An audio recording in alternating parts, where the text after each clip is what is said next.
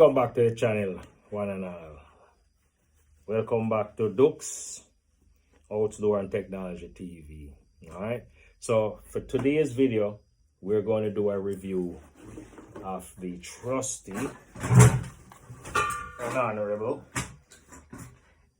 Springfield Armory M1A SOCOM 16 Scout Rifle. This chamber's a 308 round. Now, let's do the safety check. Make certain that the chamber is clear. You can see, breech is clear.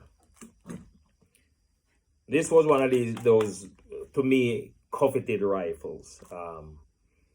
Coveted in the sense that I've watched a lot of war movies, World War II, Vietnam, Korea, you name it.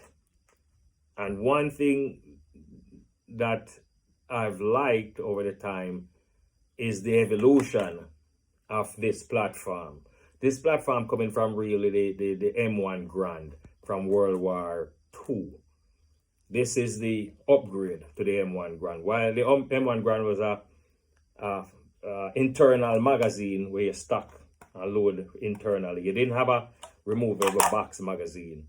The upgrade to that rifle was the capability of removing and replacing the box magazine, as going from an 8-round magazine to up to a 20-round magazine.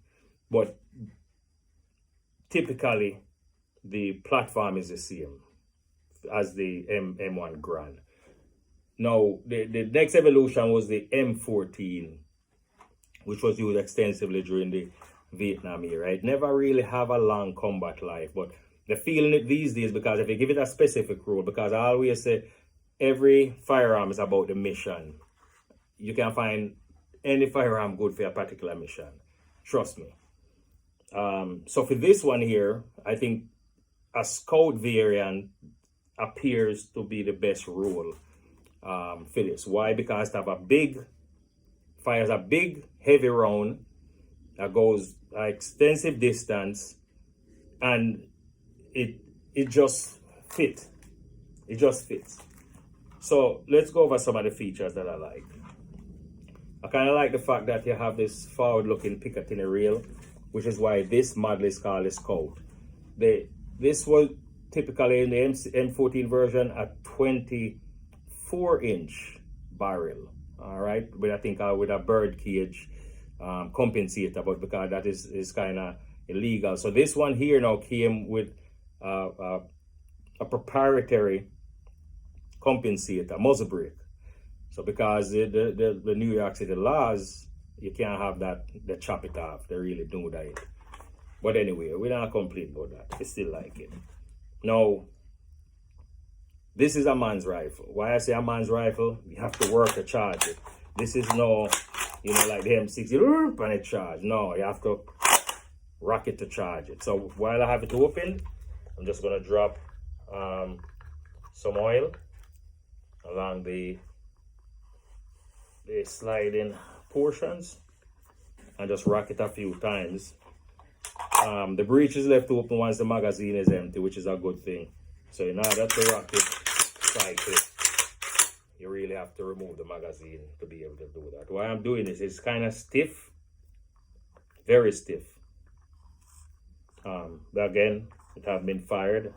And I've had this, I think, probably for about a year now, if my memory serves correct. And I also installed this red dot scope. I haven't tested the combination yet, but the scope is pretty reliable. I've had it for a while and pretty accurate. I've never really had to adjust it no matter what platform I put it on. But let's see how it works here. You have your windage and elevation. Now, this don't necessarily have, well, it have an elevation. So here's your windage back here. Your windage knob. What that does is adjust for windage by clicking. I won't click it because of the fact that I don't really need to. And if I do that, I'll take it off of the the factory setting that set it for 100 yards. Now this is for your windage. Now to adjust your elevation, you would go to your forward blade sight. This is here, you see the adjustment is back here. I think as you screw it up, it go down, and you screw back, it goes up, and as you back it off, it goes down. But this is where you do, is your forward sight. All right, so I think if my memory serves correct, this scope, no it's not. No it's not. The scope sits below, the side sits below the scope, and there's a peephole below it, that if this, for whatever reason, this red dot is not working, I can peep below and be able to at least use the rifle in a situation if the scope just, you know, go berserk. Now, another cool thing about this here is the fact that you can use stripper clips. Stripper clips for these rifles, how they would load with this.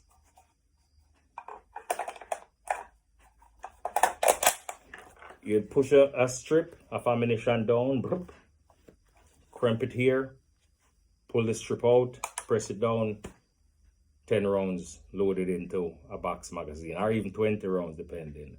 Not every rifle come with the capability to use stripper clips, so that's really cool.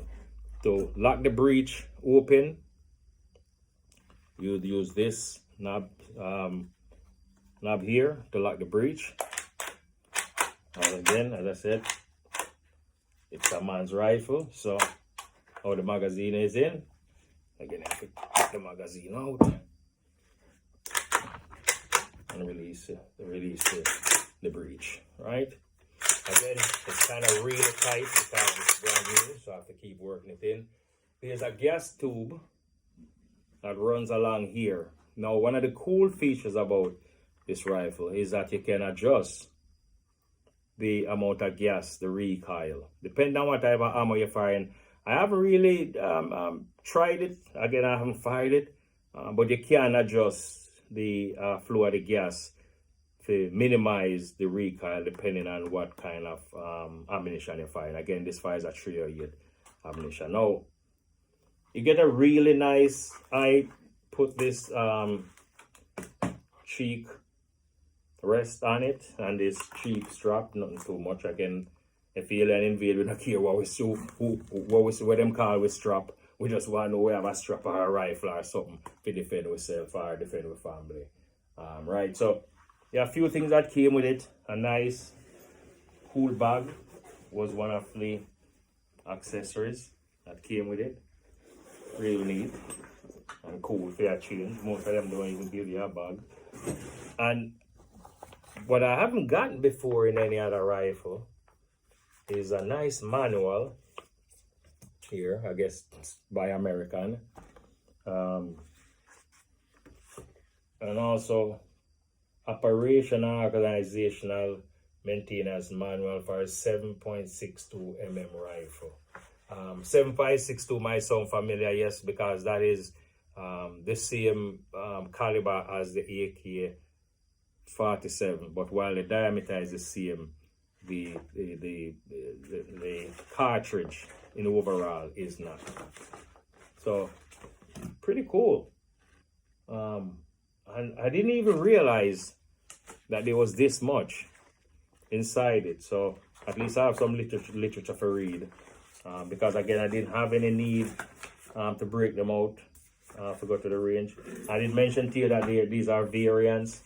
Here's some of the variants you could look at here. This is your M14 from the Vietnam era. I think this is the M1 Grand. If memory serves correct, the top one is your M1 Grand. And this is your SOCOM 16. So cool. You even realize you get this much with it. So overall, I intend to get some footage tomorrow when we head to the range. So stay tuned and stay with me, and we'll all see how this thing fly. All right. So again, thanks for watching.